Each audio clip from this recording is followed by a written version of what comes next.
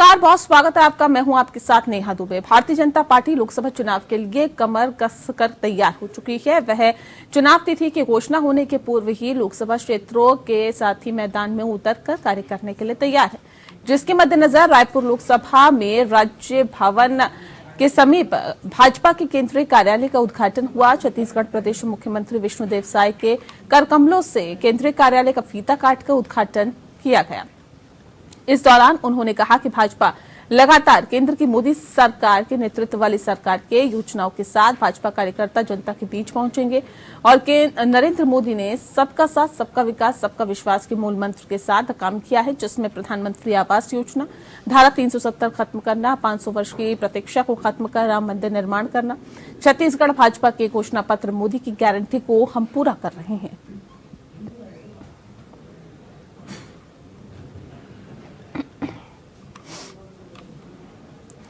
Bharatiya Janata party के प्रदेश प्रवक्ता केदारनाथ गुप्ता ने प्रदेश कांग्रेस अध्यक्ष दीपक बैजू द्वारा छत्तीसगढ़ में धर्मांतरण पर श्वेत पत्र जारी करने की मांग पर करारा जवाब देते हुए कहा है कि धर्मांतरण पर दंड पाकर भी कांग्रेस के दिल में ठंडक नहीं पहुंची है। भूपेश बघेल के राज में हुए पाप का हिसाब प्रदेश कांग्रेस अध्यक्ष उनसे ही मांगे। बैज तब कहां थे जब छत्तीसगढ़ में बस्तर अंचल में आदिवासियों पर धर्मांतरण को लेकर भूपेश बघेल सरकार का दमन चक्र चल रहा था। दीपक जी तब कहां थे जब सरगुजा में आदिवासियों को जन्माष्टमी मनाने से रोका जा रहा था।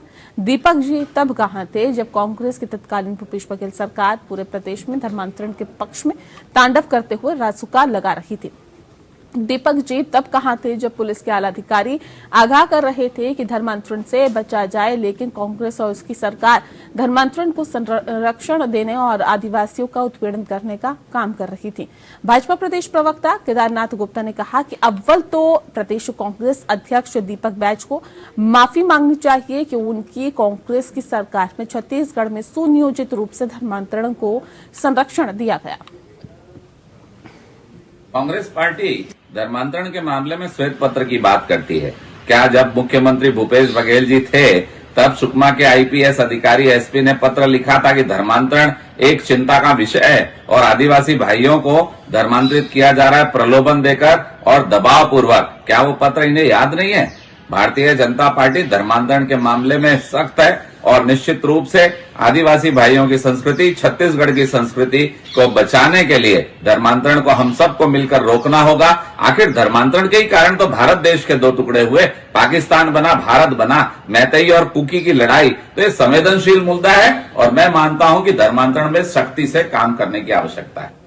मुख्यमंत्री विष्णुदेव साय द्वारा धर्मांतरण को लेकर दिए गए बयान पर प्रतिक्रिया व्यक्त करते हुए प्रदेश कांग्रेस प्रवक्ता सुशील शुक्ला ने कहा है कि कांग्रेस पार्टी मुख्यमंत्री विष्णुदेव साय को चुनौती देती है कि विशेष तौर पर छत्तीसगढ़ में धर्मांतरण को लेकर श्वेत पत्र जारी करे। भारतीय जनता पार्टी के रमन सरकार में कितने चर्च बने थे और कांग्रेस के भूपेश बघेल सरकार के दौरान कितने चर्च बने थे, स्थितियों को स्पष्ट किया जाए। भाजपा की जब जब प्रदेश में सरकार रहती है वे स्वयं धर्मांतरण को बढ़ावा देती है ताकि इस मुद्दे पर बयानबाजी करके मतों का ध्रुवीकरण कर सके। भारतीय जनता पार्टी को हिंदुत्व से, सनातन से कोई मतलब नहीं है। वो अपनी राजनीति करने के उद्देश्य से इस प्रकार की चीजों को प्रसारित करती है। छत्तीसगढ़ में भी धर्मांतरण की जो बात है उसके पीछे भारतीय जनता पार्टी है। नहीं तो श्वेत पत्र जारी करके बताए कि रमन सरकार के 15 साल के कार्यकाल में कितने चर्च बने थे और कांग्रेस सरकार के 5 साल में कितने चर्च बने। छत्तीसगढ़ में 90% चर्च भारतीय जनता पार्टी के शासनकाल में बने हैं और 2004 के पहले जितनी चर्च थी उससे 100 गुना ज्यादा चर्च 2004 से 2018 तक बनी हैं। 2018 के बाद एक भी चर्च का निर्माण नहीं हुआ। देखिए, रिकॉर्ड बताते हैं कि भारतीय जनता पार्टी की जब सरकार थी तब छत्तीसगढ़ में धर्मांतरण ज्यादा हुआ 2004 से लेकर 2018 के दौरान। और हम तो चुनौती देते हैं मुख्यमंत्री जी को कि वे श्वेत पत्र जारी करें कि भारतीय जनता पार्टी की रमन सरकार के समय कितने चर्च बने छत्तीसगढ़ में और 2004 के पहले छत्तीसगढ़ में कितने चर्च थे और 2018 से लेकर 2023 तक कितने चर्च बने। सारी स्थितियां क्लियर हो जाएगी। 90% चर्च डॉक्टर रमन सिंह की सरकार के समय छत्तीसगढ़ में बने हैं। इसका सीधा सीधा मतलब है कि धर्मांतरण को भारतीय जनता पार्टी ने बढ़ावा दिया। ये भारतीय जनता पार्टी का राजनीतिक षड्यंत्र है। भारतीय जनता पार्टी पहले धर्मांतरण को बढ़ावा देती है, उसके बाद में उसमें बयानबाजी करती है। भारतीय जनता पार्टी की केंद्र सरकार रहते हुए देश में जगह जगह आके रोहिंग्या बसते हैं, केंद्र सरकार उनको देश में आने देती है, और उसके बाद रोहिंग्या बसे हैं करके स्थानीय सरकारों के ऊपर उंगली उठाई जाती है। छत्तीसगढ़, जिसे शांति का टापू कहा जाता है, भोले भाले मिलनसार आदिवासियों का क्षेत्र जो मेहमान नवाजी के नाम से देश में विख्यात है, लेकिन बहुत बड़ी विडंबना है कि शांति का टापू कहे जाने वाले छत्तीसगढ़ 6 दशकों से नक्सलवाद का शिकार है। नक्सली दंश में कई बेगुनाह मारे जा चुके हैं और उनके आश्रित आज दर दर की ठोकरें खाने को मजबूर है। एपीएन न्यूज आज उनकी व्यथा को दिखाने का प्रयास कर रहा है। रायपुर से महज 100 किलोमीटर की दूरी पर स्थित राजनांद गांव से अलग हुआ मोहल्ला मानपुर नवनियुक्त जिला जो कि नक्सल प्रभावित है और वहां के भोले भाले आदिवासी आज सरकारों के बीच में पिसते हुए नजर आ रहे हैं। जी हां, हम बात कर रहे हैं उन 33 बेगुनाह परिवारों की जो कि आज दाने दाने के लिए मोहताज हैं, जिनके मुखिया नक्सलवाद का शिकार हो चुके हैं और परिजन आज रायपुर की दौड़ लगा रहे हैं। कभी कलेक्टर के पास जाते हैं तो कभी मंत्री के पास। चर्चाएं बहुत होती है, लेकिन पीड़ित परिवारों को सरकार संरक्षण देगी। लेकिन 20 वर्षों में सरकार तो बदल गई, लेकिन जनता की किस्मत नहीं बदली। उन्हें ना तो शासन के नियम अनुसार नौकरी मिली और ना ही नक्सलवाद पीड़ित उन्मूलन का पैसा। हम आपको इस खास स्टोरी में इसलिए ये बताना चाह रहे हैं कि नक्सल प्रभावित राज्य होने के नाते छत्तीसगढ़ जो दंश झेल रहा है अविभाजित मध्य प्रदेश के शासन काल से। हमारे साथ जो गृह सचिव रह चुके हैं विकास उपाध्याय, एक बहुत अच्छा चेहरा रायपुर का। देखिए, राज्य बनने के बाद 3 साल कांग्रेस की सरकार थी, उसके बाद भारतीय जनता पार्टी की सरकार इस प्रदेश में लगातार 15 वर्षों तक उन्होंने राज्य किया। उस समय भी भारतीय जनता पार्टी की नक्सली क्षेत्र में जो होने वाली दुर्घटनाएं हैं या जो नक्सलवाद के साथ मुख्य धारा से जुड़ते थे ना, उनको मुख्य धारा में लाने की कोई योजना थी। और 15 साल कई लोगों की जाने गई, सैकड़ों लोगों की जान गई, आम लोगों की जान गई, नेताओं की जान गई। कांग्रेस पार्टी का तो सबसे बड़ा नुकसान हुआ। यही नक्सली मूवमेंट में कांग्रेस की एक पूरी समूची लीडरशिप समाप्त हो गई। लेकिन कांग्रेस पार्टी सरकार बनने के बाद जिस प्रकार से वहां नक्सली गतिविधियों में लिप्त जो लोग हैं, जो नक्सली जिनके परिवार के लोग बने या जिनके लोग पीड़ित हुए या जिनके घर में घटना हुई, नुकसान हुआ, उनको मुख्य धारा से जोड़ने का काम किया। लेकिन बहुत बड़ी बात है कि एक राज्य लेकिन 2 नियम। झीरम में जो दिवंगत हुए थे, एक बड़ी शहादत कांग्रेस ने झेली थी, उनके जो पीड़ित परिवार थे उनको नौकरी मिल गई, लेकिन मोहला मानपुर या और जो जिले हैं वहां के लोगों को नौकरी और पैसा नहीं मिल पाया। इसका कारण क्या मानते हैं? देखिए, मैंने पहले भी आपको कहा, कांग्रेस पार्टी ने हर संभव प्रयास किया।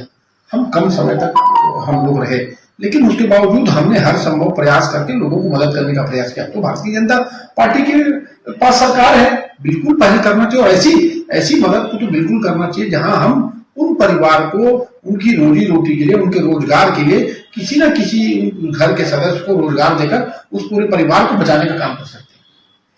तो कुल मिलाकर विकास उपाध्याय जी का साफ तौर पर कहना है कि संवेदनशील मामला है और इसमें सरकार को संवेदनशीलता के साथ जो लोग वंचित रह चुके हैं उनको नौकरी प्रदान करना आवश्यक है और उन्हें देनी चाहिए। रायपुर से पीयूष मिश्रा के लिए।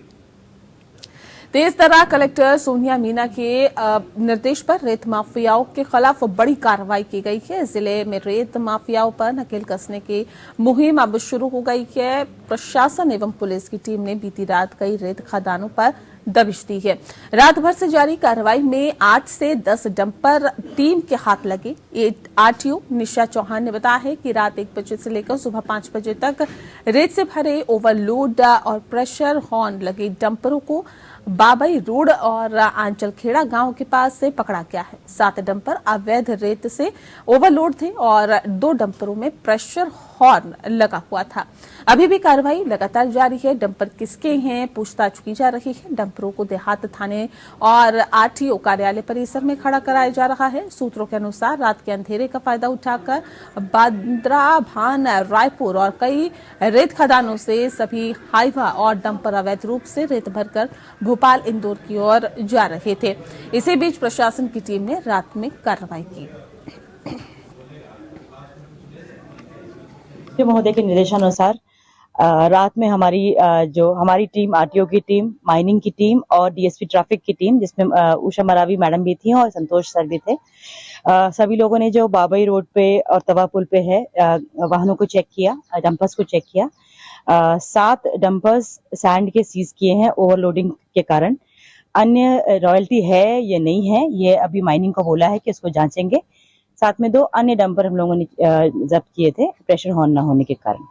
अभी क्या है नंबर वगैरह और क्या ओवरलोड था, किस टाइप? इन सभी गाड़ियों में हम लोगों को ओवरलोड प्राप्त हुआ, बॉडी एक्सटेंडेड प्राप्त हुई है ना। जैसा मैंने बताया कि बाकी जो रॉयल्टी के क्या इशू है वो माइनिंग देखेगा। दोनों विभाग देखने के उपरांत जो नियमानुसार चालानी कार्रवाई है वो करेंगे, करने के उपरांत ही इसका निराकरण किया जाए। वहीं मुख्यमंत्री हेमंत सोरेन दोपहर करीब 1:55 पर रांची स्थित अपने आवास के बाहर निकले। बताया भी जा रहा है कि सीएम हेमंत सोरेन पहले अपने पिता और जेएमएम प्रमुख शिबू सोरेन से मुलाकात करने पहुंचे। मुख्यमंत्री रांची के मोहराबादी स्थित बापू वाटिका भी पहुंचेंगे। हेमंत सोरेन दोपहर बाद सत्ता पक्ष के विधायकों की होने वाली बैठक में शामिल हुए। इससे पहले से ही ये चर्चा थी कि सीएम हेमंत सोरेन दिल्ली से वापस लौट आए हैं। हेमंत सोरेन को 31 जनवरी को ईडी के सामने पेश होना है। ईडी की पूछताछ से पहले हेमंत साथी विधायकों के साथ आगे के कार्यक्रम और इस घटनाक्रम के बारे में बातचीत कर रहे हैं। बता दें आपको कि हेमंत विधायकों की सलाह भी ले रहे हैं। कहा यह भी जा रहा है कि हेमंत आगे के विकल्प तलाश रहे हैं।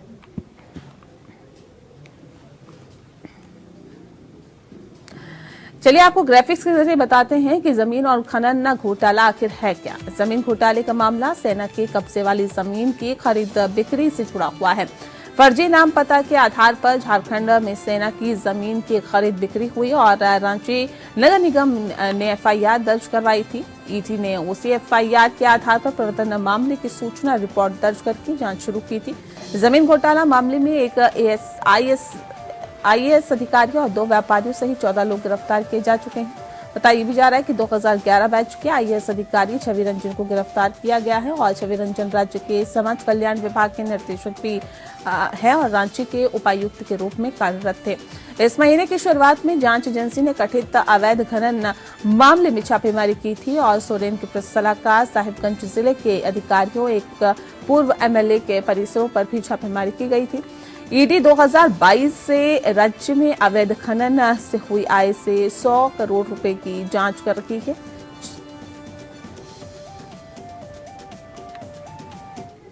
और चलिए आपको ये भी बताते हैं कि ईडी ने सोरेन को कब कब भेजे हैं सम्मन। पहला सम्मन 8 अगस्त को भेजा गया, 14 अगस्त को पूछताछ में शामिल होने के लिए कहा गया। दूसरा सम्मन 19 अगस्त को भेजा गया, 24 अगस्त को पूछताछ में शामिल होने के लिए कहा गया। तीसरा सम्मन भेजा गया 1 सितंबर को, जबकि 9 सितंबर को पूछताछ में शामिल होने के लिए कहा गया। 17 सितंबर को चौथा सम्मन भेजा गया, 23 सितंबर को पूछताछ में शामिल होने के लिए कहा गया। 5वां सम्मन 26 सितंबर को भेजा गया, 4 अक्टूबर को उन्हें बुलाया गया। साथ ही 6वां सम्मन 11 दिसंबर को भेजा गया, जबकि 12 दिसंबर को पूछताछ के लिए बुलाया गया। 7वां सम्मन 29 दिसंबर को भेजा गया। ईडी ने सोरेन को पूछताछ के लिए समय जगह खुद तय करने को कहा। 8वां सम्मन 13 जनवरी को भेजा गया और 16 से 20 जनवरी तक बयान दर्ज करने के लिए कहा गया। 20 जनवरी को हेमंत सोरेन से पहली बार पूछताछ हुई। 9वां सम्मन 25 जनवरी को भेजा गया, जबकि पूछताछ के लिए 27 जनवरी के लिए कहा गया। 10वां सम्मन जो है वो 27 जनवरी को भेजा गया, जबकि बयान दर्ज करने के लिए 29 से 31 जनवरी तक का समय दिया गया।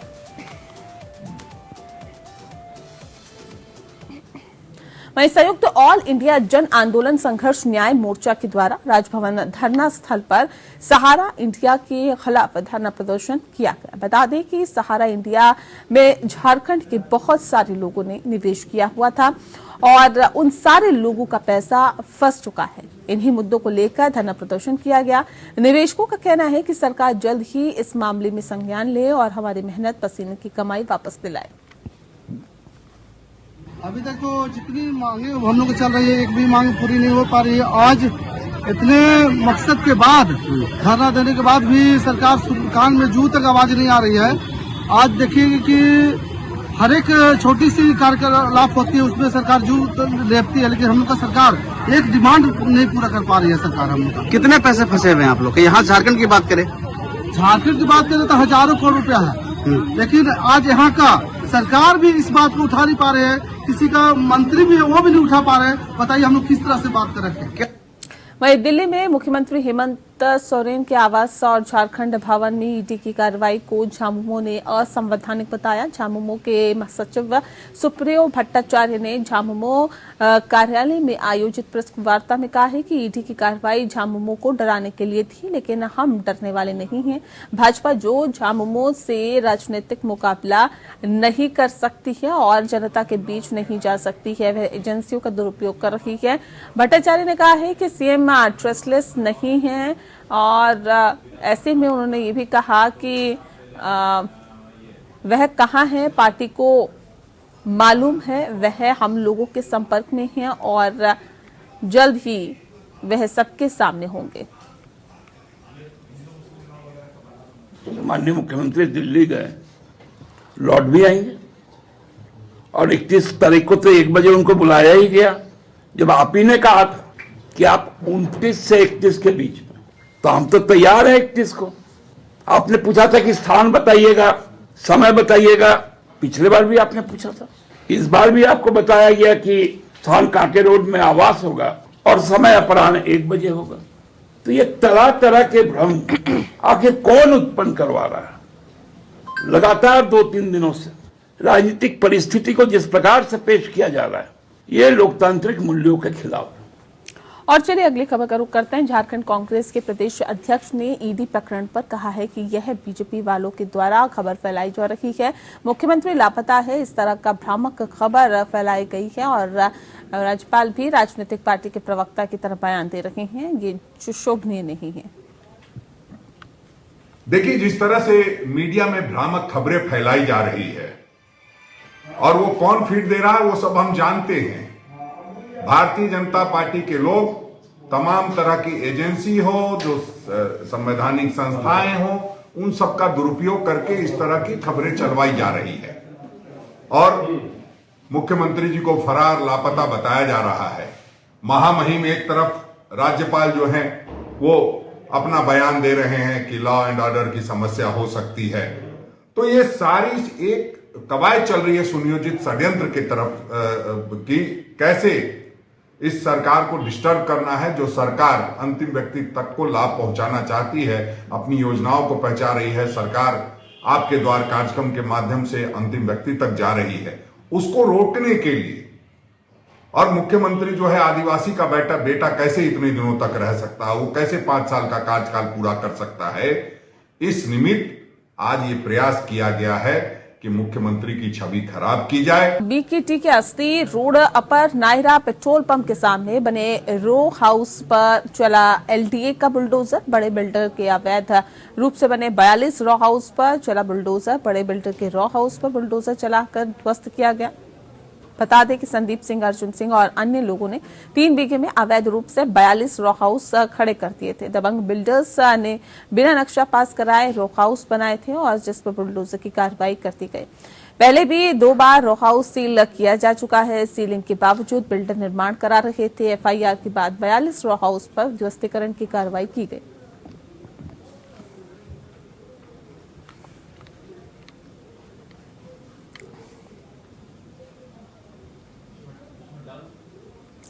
आस्था स्पेशल ट्रेन लखनऊ के चारबाग रेलवे स्टेशन पहुंची। राजस्थान की जोधपुर के भगत की कोठी से राम भक्तों को लेकर पहुंची चारबाग रेलवे स्टेशन। तकरीबन 1500 से अधिक राम भक्तों को उनके परिवार सहित लेकर पहुंची आस्था। और भारत सरकार ने अयोध्या धाम के लिए आज से शुरू की है आस्था स्पेशल ट्रेन। बता दें आपको कि 14 जोड़ी आस्था स्पेशल ट्रेन 12 फरवरी तक राम भक्तों को अयोध्या धाम में श्री राम के दर्शन कराएंगी। ट्रेनों में खाने पीने के साथ ही कई अन्य सुविधाओं की व्यवस्था भी की गई है। बता दें कि आस्था ट्रेन से चारबाग पहुंचे राम भक्तों में खासा उत्साह देखा। राम भक्तों में श्री राम के नारे लगाए और मोदी की जमकर तारीफ की। लोगों ने श्री राम का मंदिर बनाए जाने और आस्था ट्रेन से दर्शन कराने को लेकर पीएम मोदी और रेलवे का आभार भी प्रकट किया। आस्था स्पेशल ट्रेन जम्मू, हरिद्वार, दिल्ली, पंजाब, जयपुर सहित अन्य राज्यों से चलाई गई है। मौके पर जीआरपी इंस्पेक्टर संजय खरवार सहित उनकी टीम मौजूद रही।